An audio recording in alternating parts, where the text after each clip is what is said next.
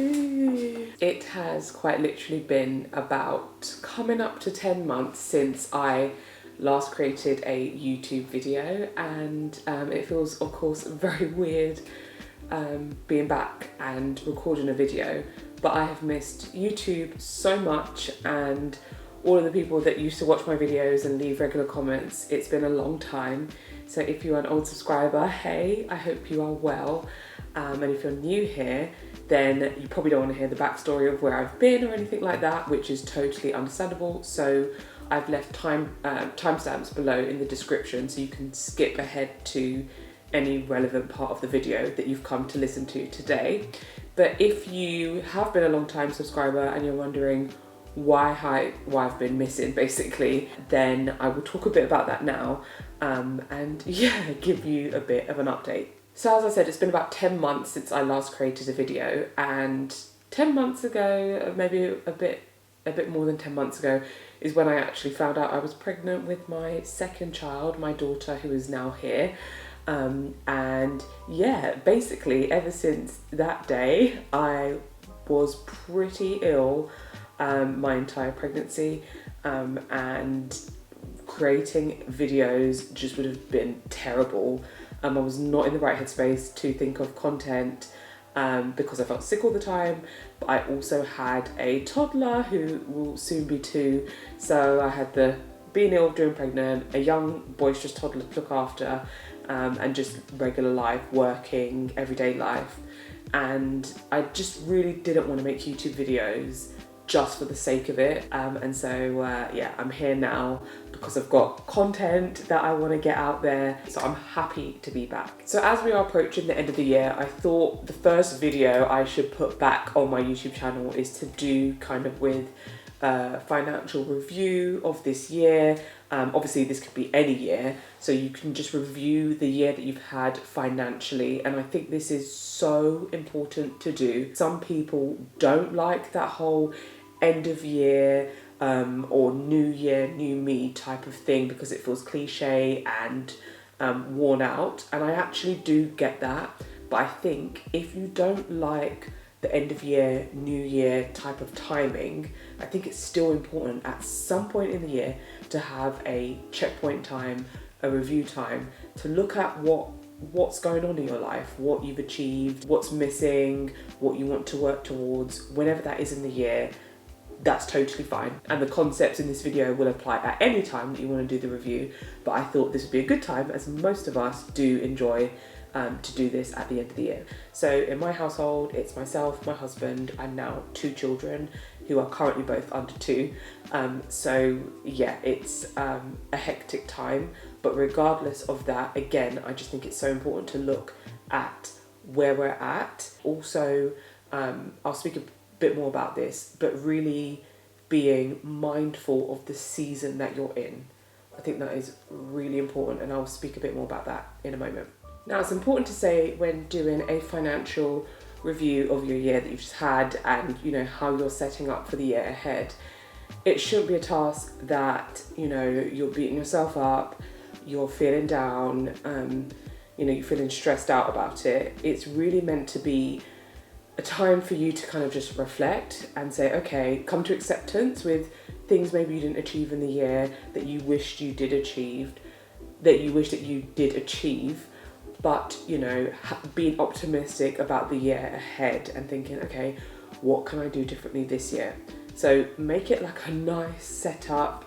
Don't make it stressful. Maybe set an hour aside to do this. Try to make it a judgment-free zone, and be optimistic about the fact that, you know, you're actually taking the time to do this, which shows that your mind is in the right place and that this could be the start of something great for your future.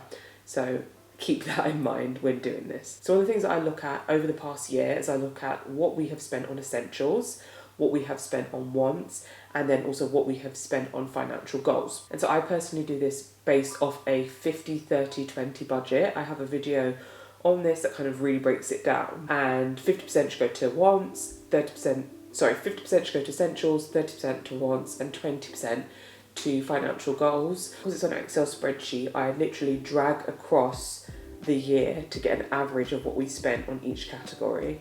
So for us this year, we were pretty much, it was like 49.5% was the average we spent per month on essentials. So we were pretty much bang on 50%.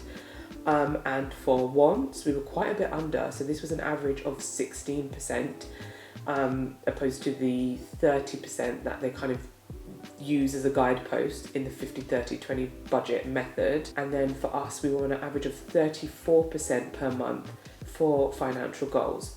Now that was not because we were like shoving a lot of money away into savings and investments as I would have loved to have done. That largely had to do with home improvements. And as I was saying before, this is very much about the seasons of life that you're in. So currently in our season of life, I would say the focus is the fact that we've got young kids. So, making our house the home that we love to be in, that works for us as a family, is really, really important. And so a lot of money this year has gone into making our home exactly that. Another thing was, as I found out towards the beginning of this year that we were expecting, then of course we were mindful of the fact that I would be taking another maternity leave, and maternity leave means reduced income. So that meant we needed to save money for the months that I would have little to no income. So that was another big part of our financial goals this year, which is why it was 34%. So that's just to give you an example of how you look at it, how you can review it and think, okay, where was I at this year? And if it's so different to, for example, the 50-30-20, why was it different? I've just given you an example of why ours was different. Are we okay with that? Yep, perfect. Kind of aligns with our goals and the season of life that we're in, so we're happy to move forward. The second thing that I think is good to do, and it kind of ties in, is to kind of look at how you're spending either aligned or misaligned with your goals. So if you set goals at the end of 2023 or the beginning of 2024, were you able to achieve those goals? Did your financial spending kind of align with those goals? Maybe you had a goal to go on 2 big holidays, then you need the finances to do that. Maybe you had a goal to get rid of a lot of debt. Look at your spending, how did it align or misalign with your goals? And then that will help you to set up for the year ahead, for 2025. Okay, what do I want to achieve for 2025? And how do I need to kind of work on my budget to achieve those goals? Now, if you're not somebody that has a budget and you kind of just go on the whim on a monthly basis, I would highly encourage you to look at budgeting strategies. You know, you can do it via Excel spreadsheet, you can do it via pen and paper, there's a lot of apps you can use. Even some banks, like I know Monzo, can help you to budget in terms of like categorizing your spending. So if this is not something that you do, I think it's kind of like, personally for me, it's foundational to good financial management in your life. If you don't have a budget, then it's really hard to know where you're going, what your goals are, how you're spending, how you would like to spend. That would be probably one of the first steps, actually, would be to set up a budget. But if you are somebody who already does budget on a monthly basis, then I personally think it's quite helpful to have a goal budget. So what is it that you would like an ideal month to look like? Obviously it's going to fluctuate from that because life, but what would the ideal month look like from you? So what would be the income and what would each category be?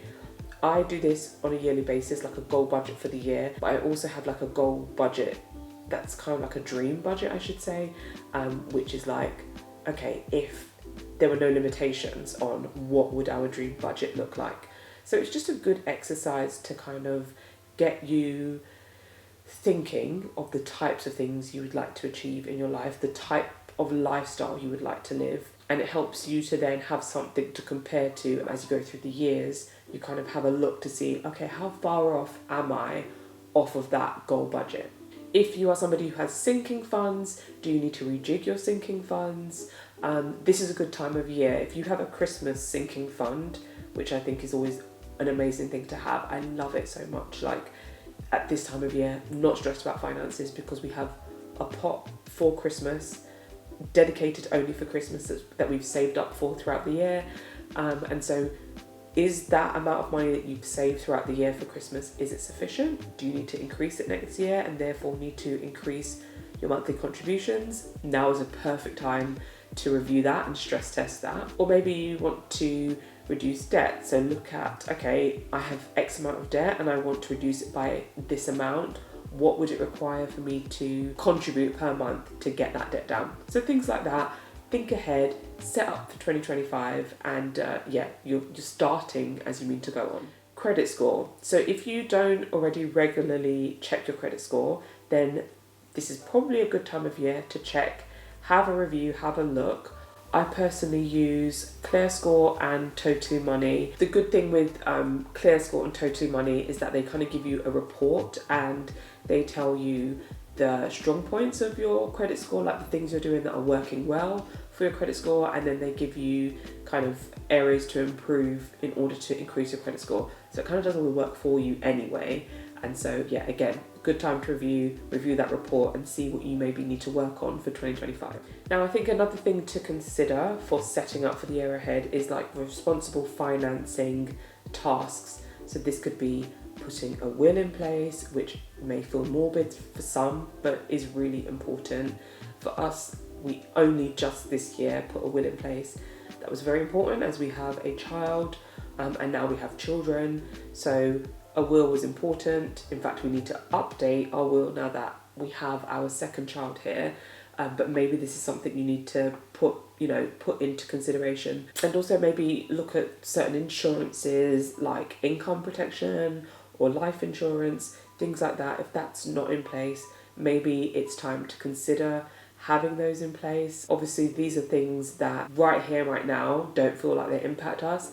But if something was to happen, God forbid, then, you would be so grateful to have these things in place. Like income protection, for instance, is something that is really important for people who are self-employed.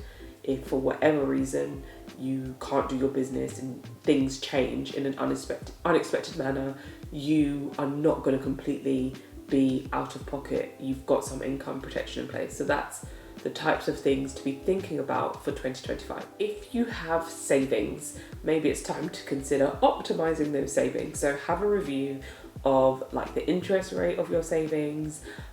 Is it the best you could get? If not, maybe you need to make a switch.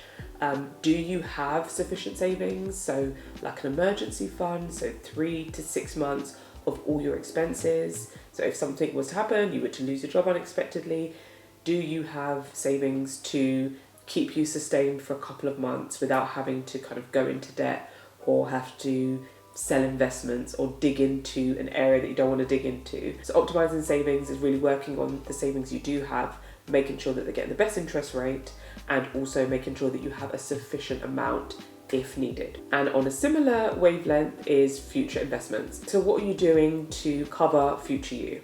I really, really strongly believe that every single month, all of us should aim and strive to put something away for future us. When you've got to a certain place financially, should just become a non-negotiable, should become a lifestyle, and something that you just think, okay, this is just what has to happen. I have to put away for future me, and make sure that you are sufficiently covering yourself for that day that you decide, you know what, don't want to work anymore, can't work anymore, and you're covered because all those years ago you started putting away for future you. And lastly, there is the net worth review. Now, I know some people hate net worth. They think it's pointless, and they just don't like it. But I find it really helpful because I like to know that if I stripped everything back, sold all my assets, paid all my debts, what would I be left with? There's something so nice about knowing what that number is. So from September 2020 up until now, our net worth is tracked every single month. That is probably overkill for most people, but because I am a finance nerd, I guess you could say, I enjoy putting it into the spreadsheet every single month. And the really cool thing about that is I've got data, I guess, on us for the past over 4 years now. And I can see how things have changed year to year. But within that, I can see what's changed month to month. And it's really fascinating to see. But again, net worth, you're tracking all your assets, all the things that you own and have value versus all your liabilities, all of the things that you have to pay back at some point. And you're getting that subtracting your liabilities from your assets, and you get your total net worth. It's just a good metric to know, have somewhere, notes on your phone, Excel spreadsheet, piece of paper, maybe track it on a yearly basis, and you can see how things are progressing over time. Maybe you start out negative and you finally work your way into positive. Maybe you're on a small positive now and eventually you get to a larger positive. But I think it's just a nice tool to have in your financial toolbox. So that is it for today's video. My laptop just died, so right in time for me to finish. But thank you so much for watching. I hope you've enjoyed it. I hope it's been helpful to you to consider things that you can maybe add to your financial review, or if this was not something you was planning to do, maybe now you'll consider it. And yeah, it feels so good to be back doing this, so please do leave me a comment down below. Thank you, and I hope that you have a wonderful Christmas season ahead, and I'll see you soon, real soon. Bye.